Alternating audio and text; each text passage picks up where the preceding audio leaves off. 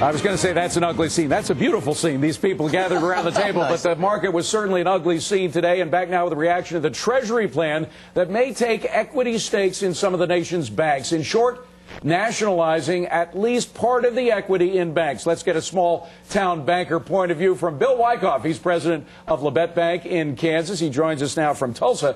And reaction from Capitol Hill, bailout critic Scott Garrett. He is a Republican from New Jersey, and he's here in Manhattan. So, Bill, first to you, if I can. As a banker who's been doing pretty well and staying away from some of the subprime mess over the years, what do you think of this plan for the government to take equity shares in banks?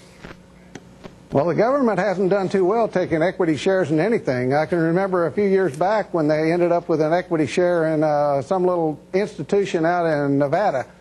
They couldn't run that even. So I can't see the government being able to run anything that's going to be better than what the public can run. You know, I should have brought something with me. I have up in my office a piece of paper, a Penn Central, a retired stock dividend from Penn Central. Of course, we remember that turned into Amtrak and Conrail and all that sort of stuff. Again, the question is track record, and if it's a permanent thing, Penn Central happened in, I believe it was 1971, that went bankrupt, so that's pretty much of a permanent thing, Amtrak. But what about this as something we can back out of, the way we backed out of RTC?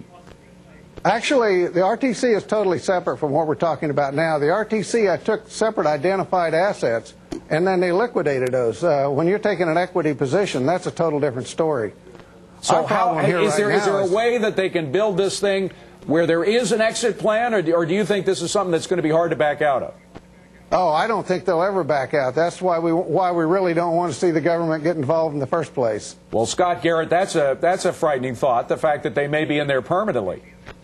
It is a scary thought, and that's the way government works.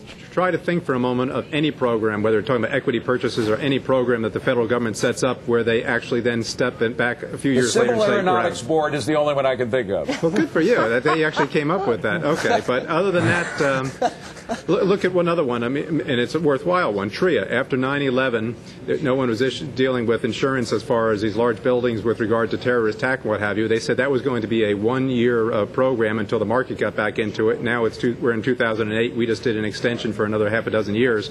So the government doesn't ever step back. They always stay in. I mean, I applaud the administration for trying to be creative in these things, but I'm a little bit afraid that what they may be doing is actually scaring some of the marketplace to stay on the sidelines because the government is just coming in. Well, Congressman, it's not a done deal yet. They said they may do it, although they've been hinting in stronger terms that they will do it. But is there a possibility of a coalition of people like you who are against it, who could prevent it from happening? Because Treasury Secretary has enormous power to do what he wants.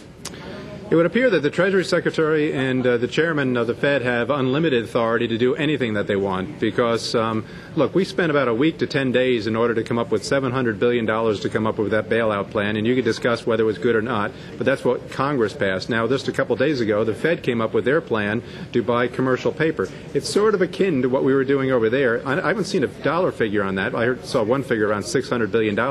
But the Fed says under Section 13.3 that they have basically unlimited authority to bail out institutions in this case. Treasury says now under the law that we gave them a week ago that they have unlimited authority. So the taxpayer is now on the hook, if you will, to both of these entities without any limitation. And I don't think Nancy Pelosi is planning on going back into session anytime soon to put any limits on this. Bill Wyckoff, I used to cover Latin America. I saw a lot of this bank nationalization down in places like Mexico and El Salvador.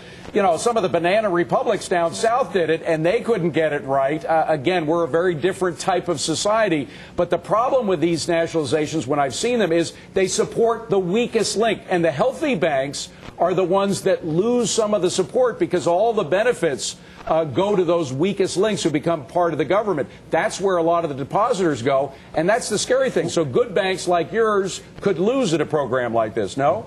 No, that's